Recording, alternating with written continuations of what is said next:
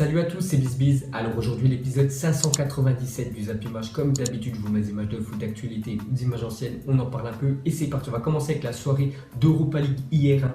On va commencer avec l'Olympique de Marseille qui jouait à domicile contre la Lazio. Donc Lazio, une des plus grosses équipes du groupe de l'OM. Donc encore une défaite à domicile quand même pour Marseille, parce qu'ils avaient perdu lors de la première journée, je crois, contre Francfort. Et cette fois-ci, ils sont inclinés 3-1 contre la Lazio de Rome. Donc j'ai pas regardé le match, c'est pour ça que je vais pas pouvoir en parler longtemps de cette rencontre. Mais bon, Marseille, je crois, ils ont seulement un point.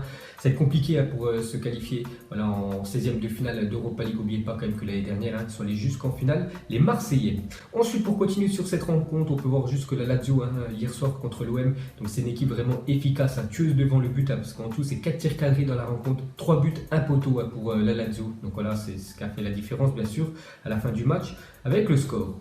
Ensuite, on va parler d'une autre équipe française qui joue en Europa League, c'est le Stade Rennais. Donc ce match-là, je l'ai regardé, et on peut voir qu'ils sont inclinés aussi, les Rennais. C'est vraiment dommage, donc ils ont perdu contre le Dynamo de Kiev 2-1. Surtout, ils ont concédé le deuxième but du Dynamo dans le temps additionnel, et surtout Rennes jouait avec un joueur en plus, que le Dynamo de Kiev avait pris, un joueur avait pris un carton rouge, donc c'est vraiment une désillusion pour Rennes, parce qu'ils ont eu pas mal de grosses occasions quand même dans la rencontre, donc le minimum ça aurait été le match nul, voire la victoire, parce qu'ils ont poussé quand même en fin de match, donc vraiment dommage pour Rennes.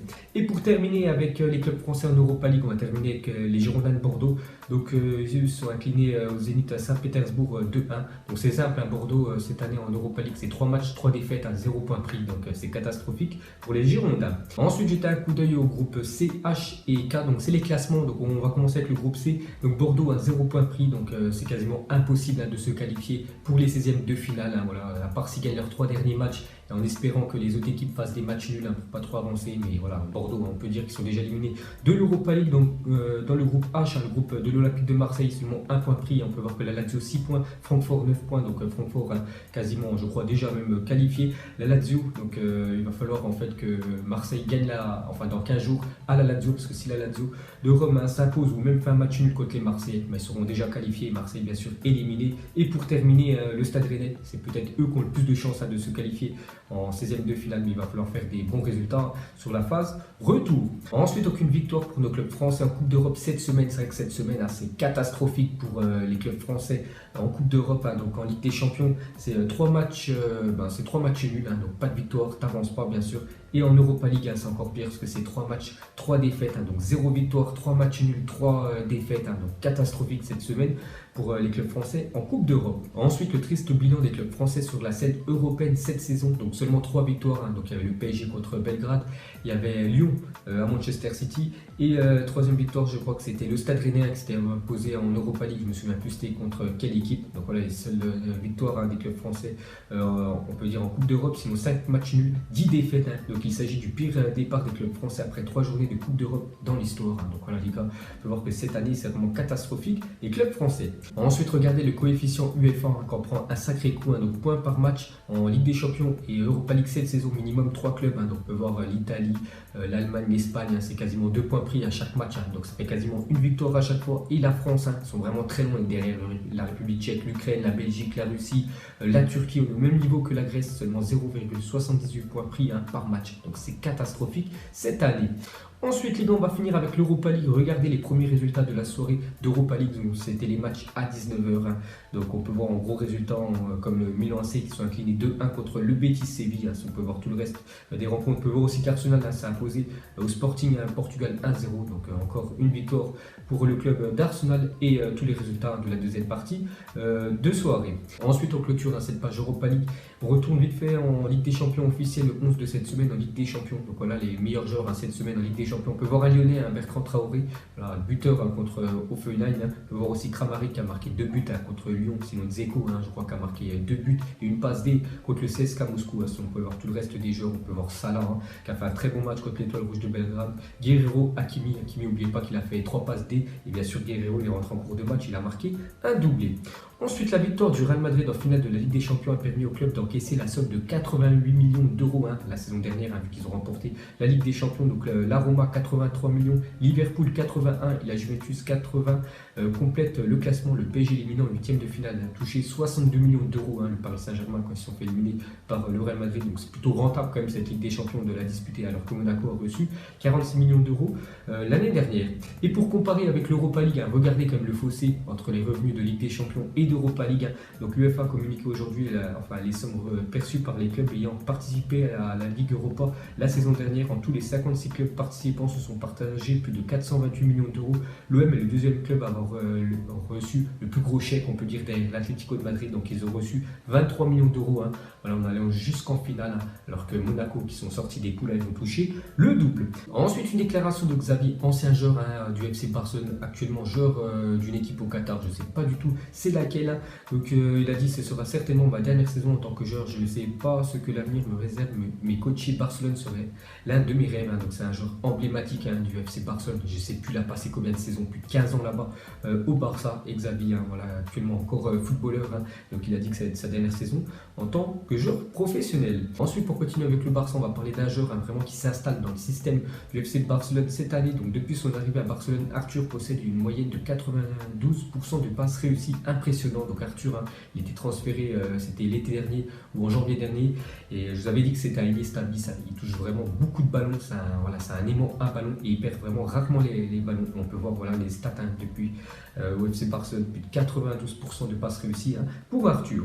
Ensuite, on va parler de Arsenal et désormais sur 11 victoires consécutives, toutes compétitions confondues. Donc vraiment une équipe en forme ces temps-ci. C'est Arsenal qui sont imposés hier 1-0 au Portugal.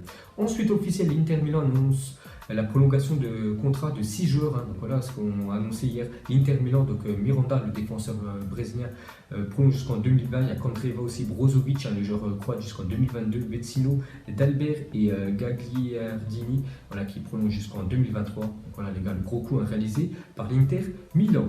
Et pour finir avec le club de l'Inter, donc Steven Zhang va officiellement devenir le président de l'Inter aujourd'hui et succéder à Eric Thohir. Donc à 26 ans, il sera le plus jeune président de l'histoire du club. Donc voilà les gars, le nouveau président de l'Inter. Donc il a âgé seulement de 26 ans. Donc voilà les gars, un sacré parcours pour lui. Ensuite, on va parler de la grosse info de la journée. Donc Manchester United, Alexis Sanchez attend un signe du Paris Saint-Germain. Donc la presse anglaise annonce qu'Alexis Sanchez veut rebondir au PSG. Donc selon plusieurs médias anglais, Sanchez veut bel et bien quitter Manchester, et pour rebondir, le Chilien espérait filer au Paris Saint-Germain. Donc il espérait déjà quitter Manchester United lors du prochain mercato. Donc le mercato dans 2 mois, le mercato hivernal, et rebondir du côté du Paris Saint-Germain comme Alexis Sanchez, parce que voilà, depuis son départ comme d'Arsenal et son arrivée à Manchester United, il n'arrive pas du tout à rentrer dans ce système de jeu de José Mourinho. Je crois qu'il a marqué seulement un seul but. N'oubliez pas quand même que c'est le plus gros salaire de Première Ligue. Sanchez, je crois qu'il touche plus de 22 millions d'euros par an. C'est énorme. Et il ne fait pas le taf là-bas, il ne fait pas du tout l'affaire. Donc il pourrait quitter bien sûr Manchester. Son agent est en train de chercher bien sûr des autres clubs. Et il penserait lui surtout à la priorité avec le Paris Saint-Germain. Bon, après, on sait que le PSG, à cause du fair play financier, vraiment s'ils peuvent attirer Sanchez, ils doivent vendre absolument un gros joueur. Donc voilà les gars, c'est quand même une affaire à suivre, Sanchez au Paris Saint-Germain. Ensuite, une déclaration d'Ancelotti 2 jours après le match nul entre Naples et le PSG. Il a dit: nous avons très bien joué contre les 2 meilleures équipes du groupe. Il est important pour nous de savoir que nous pouvons les battre. Le match retour sera décisif pour la qualification. Donc c'est vrai, déjà le PSG est 3e, et si vraiment Naples s'impose lors du match retour, il y aurait déjà un fossé, et le PSG devrait absolument, on peut dire, gagner leurs 2 derniers matchs, et surtout à domicile contre Liverpool. Ensuite, une déclaration de Mesut Özil. Il a dit: j'ai toujours soutenu l'équipe d'Allemagne depuis mon enfance et j'ai encore beaucoup d'amis qui jouent pour l'équipe nationale. Bien sûr, je soutiens toujours l'équipe. Donc c'est pas qu'il est parti, on peut dire, il est parti en froid de l'équipe allemande qui ne soutient plus l'Allemagne. Mesut Özil, il a dit qu'il soutiendra toute sa vie l'Allemagne. Et pour finir avec lui, il a dit: le meilleur joueur avec qui j'ai eu la chance de jouer, il a dit, c'est Cristiano Ronaldo, mais le meilleur joueur que j'ai eu la chance d'affronter, c'est Lionel Messi. Donc voilà, tout simplement les 2 meilleurs joueurs de la planète. Ensuite, pour continuer avec Cristiano Ronaldo, donc vous vous souvenez, mardi soir, en fait, il y a un supporter de Manchester qui est allé sur la pelouse et qui a pris un selfie avec Cristiano Ronaldo. Donc hier, il a publié voilà, sa photo prise avec Cristiano Ronaldo sur les réseaux sociaux. Donc voilà, je vous la montre. Donc une photo prise en plein match quand même de Ligue des Champions. Voilà les gars, cette petite photo entre CR7 et un fan. Ensuite, regardez le magnifique tifo prévu au Camp Nou un dimanche pour le Classico. Donc déjà, le match commence à 16h15. Donc moi, je ne vais pas pouvoir le voir parce que j'ai foot en fait. Le match commence à 15h. Donc le Classico, je l'ai, on peut dire, dans l'os. Mais regardez le magnifique tifo qu'ont préparé les supporters du Barça.